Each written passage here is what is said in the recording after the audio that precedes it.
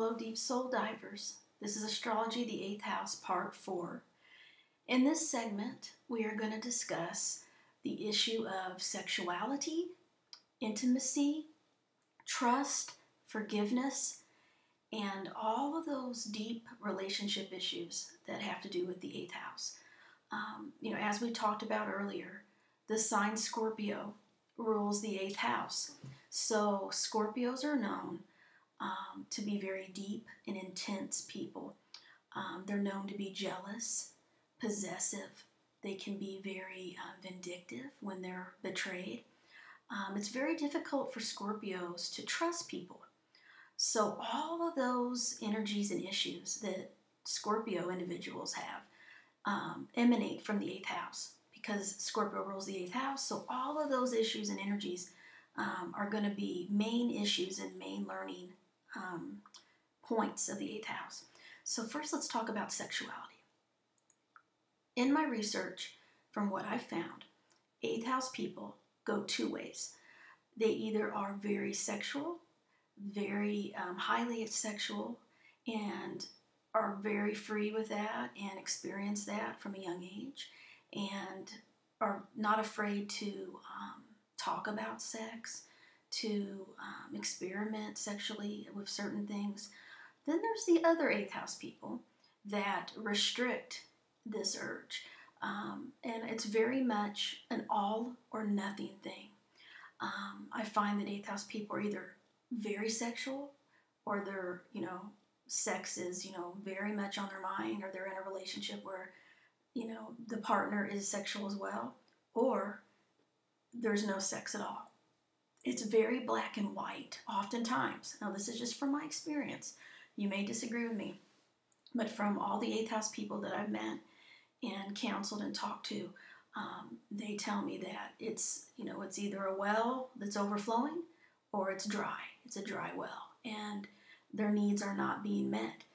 So the thing about sexuality for 8th house people is that most 8th house people are looking for a deep spiritual mind, body, soul connection. And through the act of sex is how 8th house people truly bond and experience love and intimacy with someone. The problem is, a lot of 8th house people, they get with the wrong people in their younger days, or they fall in love with people that have pain, people that often do not treat them right or with respect. And usually there is a wound, and there's a wound with sexuality. And this can manifest in many ways. From my research, I'm just going to share a few of the different scenarios that I've seen with you regarding sexuality in the 8th house. The first is, oftentimes there could be some type of sexual abuse as a child. This is something that I've researched, that I've seen. Not everybody with planets there has this, but certain placements I've noticed this with, especially Pluto there, possibly Mars, and Uranus sometimes as well. There's oftentimes some type of hidden sexual abuse or some kind of a wound through sexuality. This could be not just childhood abuse, but also being in a relationship with someone that you feel victimized by. A lot of 8th house people tell me that they feel victimized through sex. So this could manifest as, maybe falling in love with someone and deeply, loving them and, being intimate with them. And then they betray you. Either they cheat on you, or they lie to you, or they just use you in some way where you feel used through sex. A lot of 8th house people have that experience that they've shared with me. And because of that, there is a lack of trust and a cautiousness when it comes to opening one's body, mind, and soul up to have sex with someone. It either goes two ways. Either they're very afraid of intimacy, or they have meaningless sexual encounters. So it's like they're seeking love. They're seeking a connection through sex. And it often leaves them empty. And it often leaves them empty unless they truly find someone and bond with someone that is 8th house like themselves. 8th house people often feel lonely through intimacy and lonely through sex unless they have a partner that is on their level. And on their level, I'm talking about energy-wise, soul-wise, physically wise, stamina, energy to have sex, because most people are not like 8th house people when it comes to sexuality. Most people are, either it's very physical or it's very surface. And 8th house people will not feel fulfilled in a normal relationship with someone that is not deep, someone that is not experimental, someone that is not able to bond body, mind, and soul in a deep way through the sexual experience. That's what they're seeking, and they may not even know it. And I've seen that very reckless behavior with 8th house people. Sexually transmitted diseases rules the 8th house, unprotected sex, all kinds of stuff like that. So it's very important that 8th house people know if they have any wounds and any scars from sexuality, because they need to heal those wounds so they can help others and so they can have healthy relationships. They often get involved with unhealthy people, and this can bring out the unhealthiness in them as well, because of the repression of certain urges, especially sexuality. When 8th house people repress their nature or they're not getting their needs met, it can manifest extremely out into the environment. And so it's kind of like Pandora's box is closed tight and something triggers it. And all of those dark, intense feelings and emotions will come out. And it can be quite overwhelming for 8th house people when they feel the intensity of their passions and their emotions. So, sexuality, a lot of people are drawn to 8th house people and often say that they have a sexual chemistry, an energy about them, a mystery. They're mysterious, they're intense, they carry a sexual vibe around them.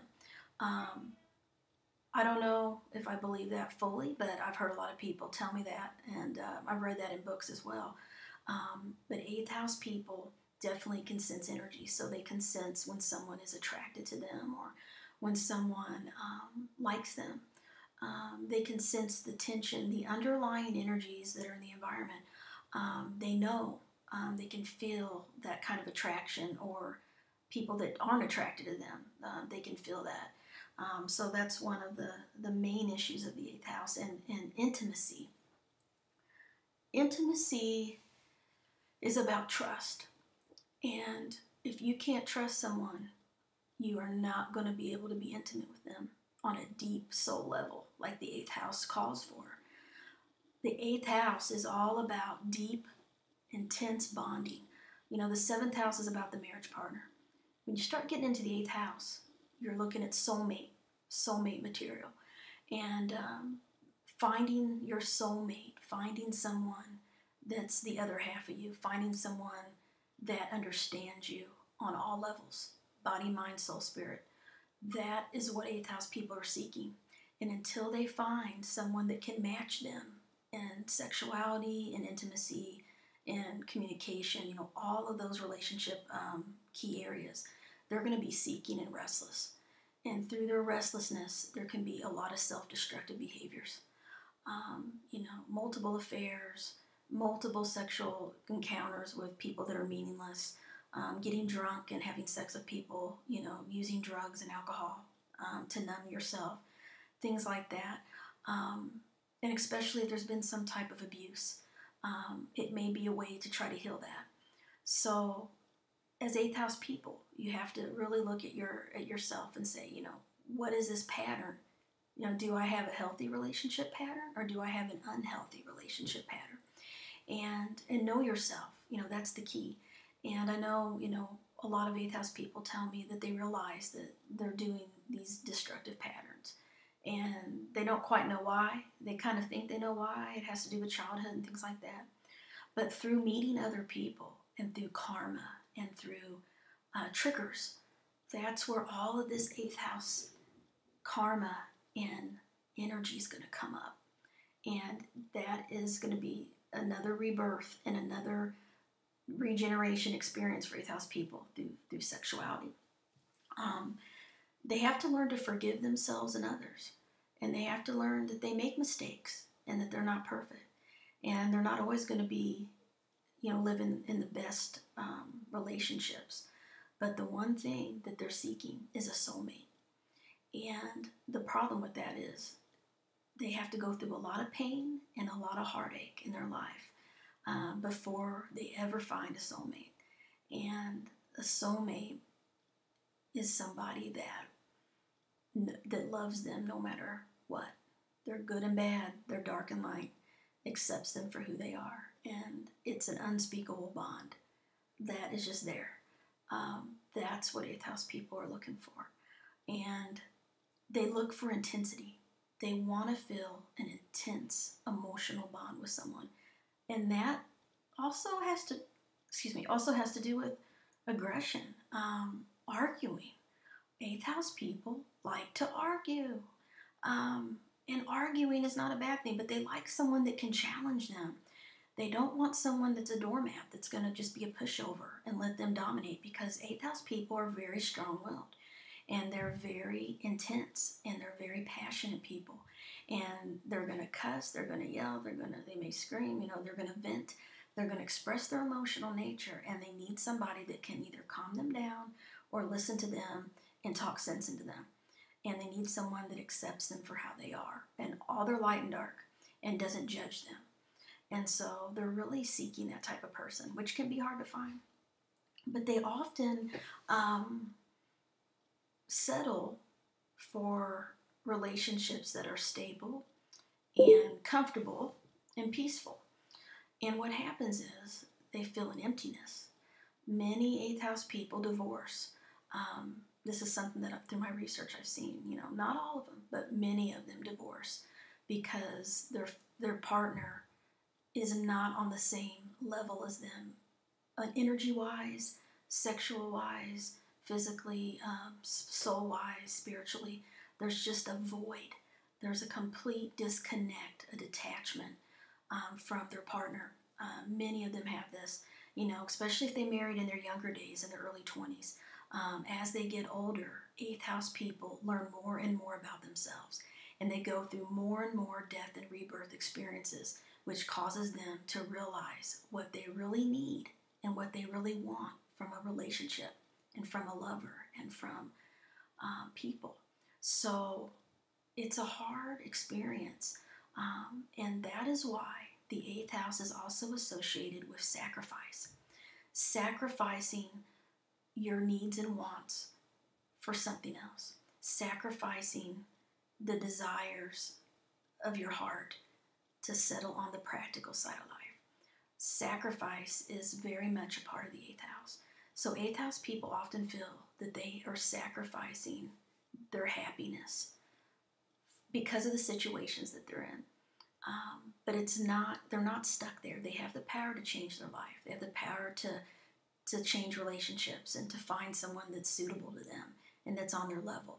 But they have to decide to do that, and they have to want to change their life and do that. We'll talk more about sacrifice in the next video and other people's resources. So for now, I'll say goodbye.